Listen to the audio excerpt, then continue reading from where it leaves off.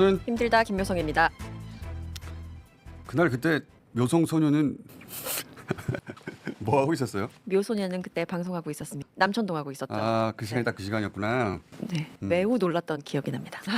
네. 시끄러 임마 영상 있잖아요. 네. 그거 보시면 무슨 생각이 듭니까? 전도 막 하대하는 말투가 너무. 아, 일단 말투가 싫다. 네, 저는 그게 좀. 보좌관. 네. 계엄 직후에 언론사들이 이준석 요 앞부분까지 시끄러 임마 빼고 네. 많이 들어줬어요. 그러니까 국회 출입 저지에 항의하는 의원 이준석 이런 느낌으로 네. 그날 여의도에 왔던 야당 의원들 중에 계엄 해제 내란 진압에 최소 기여자 탑3에 들어갑니다. 그런 의원인데 뭘 저렇게 틀어주나? 그렇다고 시끄러 임마 부분까지 틀어주는 것도 아니고 그러면서 정작 계엄 해제에 결정적인 역할을 한 이재명 후보의 라이브 방송 네. 이거는 안 틀어졌어요. 국회로 이거는 와주십시오. 방송사에서 나서주세요. 12월 내내 안 틀어졌습니다. 찾아보세요 한번. 이 나라 민주주의의 언급도 하지 최고 않고 법입니다. 의미도 짚어주지 않았어요. 해리포터의 그 이름 언급하지 않아야 되는 악당 마법사가 뭡니까? 볼트모트요? 볼트모트. 네. 언론은 이재명 볼트모트 취급했다니까요. 전날 저 라이브가 없었으면 계엄 성공했습니다. 지금 네. 다시 하나하나 복귀해 보면은 성공했어요. 계엄군이 막 지금 이제 그때 영상 다시 보면 막 달려오는 영상들 있잖아요. 이건 이제 첫 충돌이고 막 달려가는 영상들 있어요. 계엄군이 저렇게 달려가다 주춤했던 건 그들 앞에 그 방송 보고 달려온 시민들이 가로 막았기 때문이에요. 네. 만약에 텅 빈 국회였잖아요. 뭔가 망설일 겨를조차 없었을 거예요. 그냥 훈련 받은 대로 진입하고 수행했을 겁니다.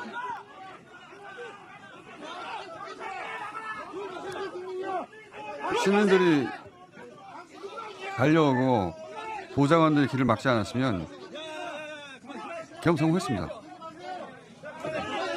계엄 성공했다고 하면 어떻게 했을까? 일단 저는 이 세상에 없죠. 이재명 비롯한 민주당 전원 사라졌죠. 우리가 알고 있는 세상은 다 무너졌을 거예요. 윤석열, 김건희 지금 어떻게 됐을까? 윤석열, 김건희요? 홍사령관 김건희. 기갑차 몰고 막. 신이 돼 있어서 신이. 김건희에게 다음 대통령 물려주려고 많은 사람들이 죽었겠죠 또. 저도 없었을 수 있어요. 그러니까. 네. 하지만 12월 3일, 4일 넘어가는 새벽 그 시점에는 아무도 어떻게 될지 몰랐어요. 아무도. 모든 게 불분명했고.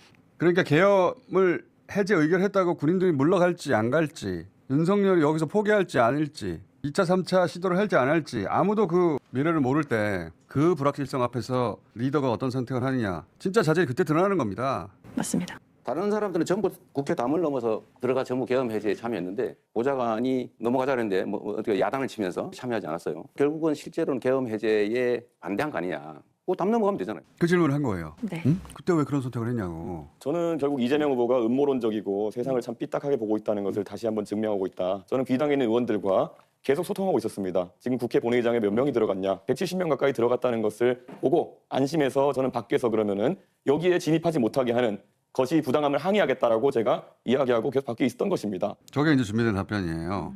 이거는 결과를 알고 나서 담을 남지 않은 선택을 정당화하는 겁니다. 당시로서는 어떤 위험 앞에도 어떤 불확실성 앞에도 서지 않는 그냥 군중 앞에 섞여 있는 가장 손쉽고 안전한 그런 비겁한 선택을 한 거예요. 이렇게 살면 자기는 살아남을 수 있거든요. 하지만 이렇게 사는 사람에게 공동체에 책임질 권한을 주면 안 되는 거예요. 그게 저는 여실히 드러난 답변이라고 봅니다. 그때 그걸 누가 알았냐고. 해제됐으니까 끝날 줄. 그래서 국회의원이 밖에 서서 소리치면 국회의원의 역할을 다하는 거냐고 왜 묻지 않아요. 가장 중요한 순간이었는데. 미래를 어떻게 알고. 저는 그냥 밖에서 소리 지르는 걸 선택했어요. 편하다. 소리 지르는 건 거기 밖에 있는 수많은 군중들이 이미 하고 있었어요. 그 영상을 왜 자꾸 틀어줍니까? 방송에서. 뭘 잘했다고. 이 얘기 처음 하는 이야기인데 어쨌든 거기까지 가긴 갔으니까 네. 뭐라고 하고 싶지 않아가지고 그걸 뭘 계속 틀어줘. 부끄러운 줄 알아야지. 자기가 그런 언론 플레이를 하면 언론에서는 그거 짚어줘야지. 언론도 한심해요. 그런 거 보면. 간병비 관련. 간병비 관련해서 이제 공방이 있었는데 이 공방을 보면 간병비 관련해가지고 정책을 내셨는데 한 연간 15조 정도까지 이제 재원 마련은 어떻게 되는 것입니까? 우리 의료 재정이 허용되는 범위 내에서 간호 간병을 복합적으로 하는 게 필요하다. 지금 건강보험료 나가는 것 중에서 방만하게 운영된다고 생각하는 혹시 지적할 만한 부분이 있으신지? 의료 쇼핑 같은 거 있지 않습니까? 아주 경증이고 간단하게 진료할 수 있는데도 그러니까 그런 거 말고 현실적인 재정 대책 있으십니까? 그게 제일 크다고 생각해요. 15조 하신다면서요 방금 전에. 내가 언제 15조 한다 그랬어요? 이준석 후보의 특성이 그런 것인 것 같은데 상대가 하지도 않은 말을 한 걸로 전제를 해가지고 15조는 본인이 주장한 거죠. 정치적 입장이 다른 사람들끼리의 대화는 양보하고 조정하고 타협을 하는 과정인데 상대가 하는 말들을 왜곡하거나 특정 부분을 빼가지고 짜집기를 하거나 이렇게 해버리면 그거는 대화를 하는 게 아니라 사실 시비를 건다고 하죠. 우리 이준석 후보는 언제나 그러신 것 같아요. 과잉되게 아니면 왜곡되게 지적을 막 하는데 본인이 생각하는 대안은 뭔지 먼저 한번 말씀해 보시죠. 저한테 질문을 역으로 하시면 안 되는 겁니다. 질문도 답의 일부예요. 지난번 토론이 이준석 후보는 극단적이에요. 네, 첫 번째 때. 네. 그럼 그렇게 일로 계속 돕니까 소비 성향이? 일로 돌지는 않죠. 왜 그렇게 단순하세요? 제가 답변할 때 예. 좀 하게 하고 가시죠. 극단적으로 좀 판단하지 않으시면 좋겠습니다. 개입하겠다는 겁니까? 침략을 당했을 때 대만이. 모든 상황들을 가정을 해가지고 극단화시켜서 판단하면 문제가 생깁니다. 뭐든지 극단적으로 단정하고 전제를 왜곡해서 질문을 하거나 주장을 해요. 청년 연장을 했는데 어떻게 청년 입자가 늘어납니까? 너무 극단적이십니다. 예. 극단적이라는 단어 하나에 손해본 장사였는데 이번에는 시비를 건다. 네 정책은 뭐니? 여기서 이준석 후보가 제대로 대치기를 못했어요. 왜 이렇게 시비를 거니? 그러면 너의 정책은 뭐니? 그러면 여기서 대치기를 해야 되는데 재질문 시간입니다. 매우 약한 대응이죠.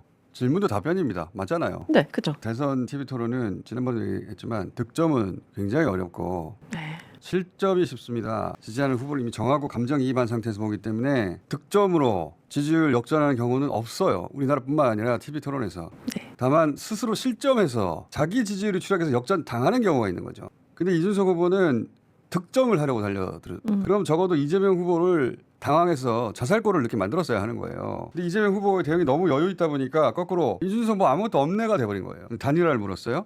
내란 극복이 이번 선거의 가장 중요한 과제다. 결국 저는 이 후보께서 내란 세력인 국민의힘 김문수 후보와 단일화할 거다 이렇게 예상을 저는 개인적으로 해요. 이 내란 세력 후보와 단일화할 건지 저는 단 한 번의 예외 없이 단일화에 관심 없다고 이야기하고 있습니다. 이거는 이제 이재명 후보가 처음부터 작정하고 기술 들어간 거거든요. 네, 기술명은 초칙이라고.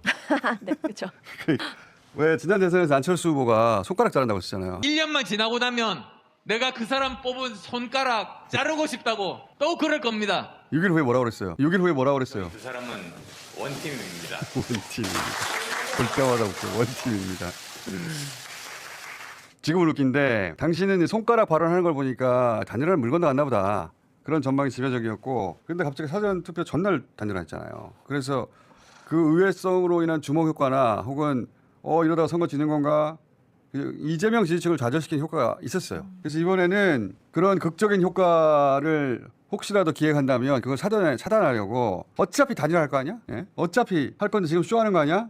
직전에 단일화가 설사 있다고 해도 그 효과 김을 빼고 초를 치는 기술 초치기. 이준석 후보가 여기 가장 씨뿔한 답은 단일화 절대 안 합니다. 이게 가장 씨뿔한 답이에요. 저는 단 한 번의 예외 없이 단일화에 관심 없다고 이야기하고 있습니다. 관심 없다. 너무 약한 표현이에요. 관심은 생길 수도 있잖아. 그렇죠.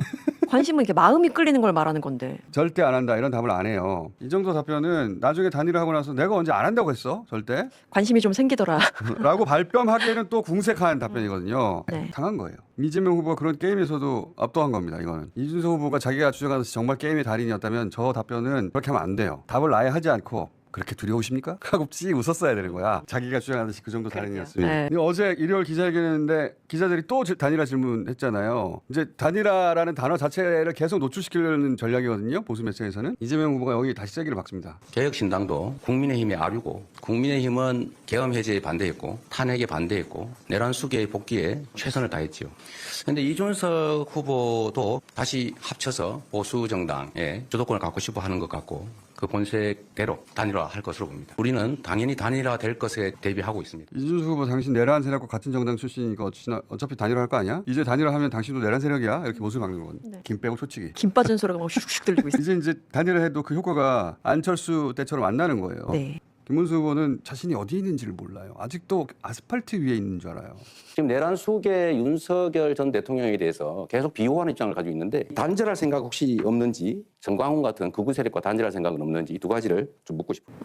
진보당하고 같이 연합 공천을 해가지고 울산 북구에도 국회의원 당선시켰죠. 그러면 그건 내란이지. 국민의힘이 어떤 내란 세력하고 어떻게 했다는 거예요. 이런 바보 같은 답을 하는데 네. 이재명 후보가 가만두겠습니까? 말씀을 피하신 걸로 보면 단절할 의사가 전혀 없어 보이고 정광훈 목사가 감옥을 갔을 때 눈물을 흘린 그런 관계를 여전히 청산하지 못하시는 것 같은데 매우 안타깝다는 말씀을 드리면서 우리 그런 거의 사실을 이야기하면 안 됩니다. 뭐 눈물을 흘리는 거는 정황훈 목사 가서 무슨 눈물을 흘리는지 말이 안 되는 거짓말을 또 계속 여기서 하시면 눈물이 그것도 난다라고 한 의사실 영상이 있던데. 아니, 저걸 치고 들어와서 반박을 할 정도로 뻔뻔해요. 정강원 목사님이 계셨더라면 우리들은 이렇게 아프지 않았을 것이다. 네, 이게 웃으면 안 되는데 상황적으로 웃을 수밖에 오열 없어요. 아닙니까? 오열 지금 저건. 지금 이 자리에 오셔야 될 분은 제가 아니라 우리 정강원 목사님입니다. 이거를 눈물이라고 정확하게 말씀해 주시는 분이 있습니다. 눈물을 멈추시고 눈물을 멈추시고